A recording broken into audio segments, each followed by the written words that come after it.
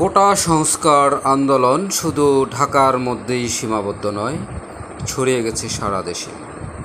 টাঙ্গাইলের শিক্ষা প্রতিষ্ঠানের ছাত্রছাত্রীরাও রাস্তায় নেমে রাস্তার দুপাশ অবরোধ করে আছেন। আপনারা দেখতে পাচ্ছেন ঢাকা টাঙ্গাইল ময়মনসিংহ মহাসড়কের একটি দৃশ্য। কোটা সংস্কার আন্দোলনকে কেন্দ্র করে ঢাকা টাঙ্গাইল মহাসড়কে কয়েক কিলোমিটার যানজট সৃষ্টি হয়েছে। যাত্রীরাও আটকা পড়ে চরম দুর্ভোগে আছেন।